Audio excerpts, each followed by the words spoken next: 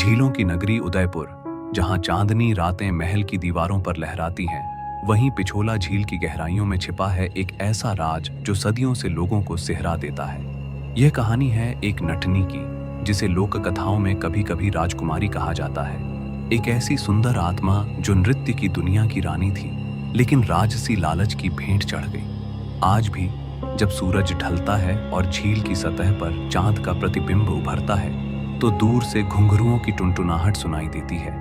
क्या यह हवा का खेल है या डूबी हुई राजकुमारी का बदला? 17वीं शताब्दी के मेवाड़ राज्य में महाराणा जवान सिंह का शासन था।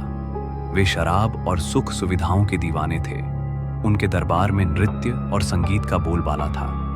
दूर दराज के गांवों से कलाकार आते, लेकिन सबसे चहेती थी नटनी, एक जवान लंबी कदकाठी वाली नारी जिसके नाच में जान डाल देने की कला थी। उसकी कमर लहराती, घुंघरू बोलते और आंखें राजा को बांध लेती। कहा जाता है वह कोई साधारण नर्तकी नहीं थी। कुछ लोक कथाओं में उसे राजघराने की खोई हुई बेटी बताया जाता है, जो बचपन में ही अनाथ हो गई और नृत्य को अपना सहारा बना लिया। महाराणा उस पर यहाँ तक फिदा हो गए कि दरबार में फुसफुसाहटें होने लगी। यह तो राजकुमारी जैसी लगती है। एक रात मदहोशी में महाराणा ने चुनौती दी। पिछोला झील के बीचों बीच नटनी चबूतरा, एक छोटा सा द्वीप था जहां नटनी का नृत्य देखा जाता। महाराणा ने कहा, अगर तू झील पर रस्सी बांधकर पार कर लेगी तो मेवाड़ का आधा राज्य तेरा, तू मेरी रानी बनेगी। नटनी ने हंसकर स्वीकार किया। क्या वह जानती थी कि यह चुनौती मौत का जाल है? अगले दिन पूरे उदयपुर की भीड़ इकट्ठी हो गई। रस्सी बांधी गई। एक सिरे पर सिटी पैलेस, दूसरे पर जग मंदिर। नटनी ने घुंघरू बांधे, लाल साड़ी पहनी और रस्सी पर चढ़ गई। उसका संतुलन कमाल का था। पैरों की उंगलियां हवा में लहराती, हाथ फैले हुए जैसे पक्षी के पंख। भीड़ सांस रोक कर देख रही थी। महाराणा का चेहरा लाल हो रहा था, ईर्ष्या और गुस्से से। उनके मंत्री, जो नटनी को खतरा मानते थे, ने साजिश रची। जैसे ही नटनी आधा रास्ता पार कर रही थी, एक मंत्री ने छिपकर रस्सी काट दी। धड़ाम! नटनी झील की काली गहराई में समा गई। चीखें गूंजी, पानी लाल हो गया, घुंघरू की आखिरी आवाज और फिर सन्नाटा।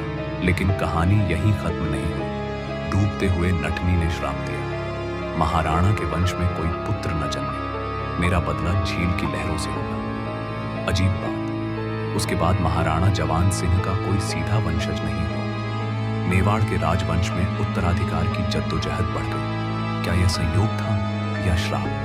आज तक इतिहासकार इसकी पुष्टि नहीं कर पाए। कुछ कहते हैं नटनी कोई राजकुमारी थी जो प्रेम में राजघराने से भाग आई थी और यह हत्या राजनीतिक साजिश थी।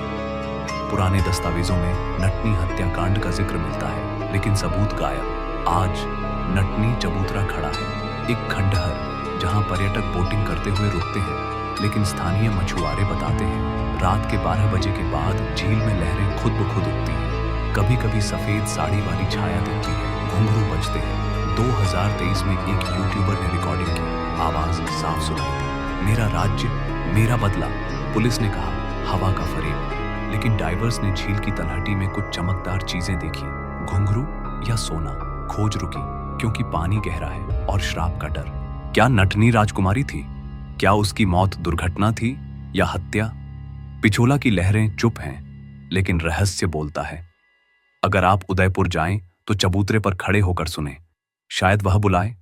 लेकिन याद रखें, झील कभी माफ नहीं करती। यह अनसुलझा राज आज भी मेवाड़ की आत्मा में बसा है, इंतजार में कि कोई सच्चाई उजागर करे, या शायद वह इंतजार ही कर रही है आपकी बोट के नीचे।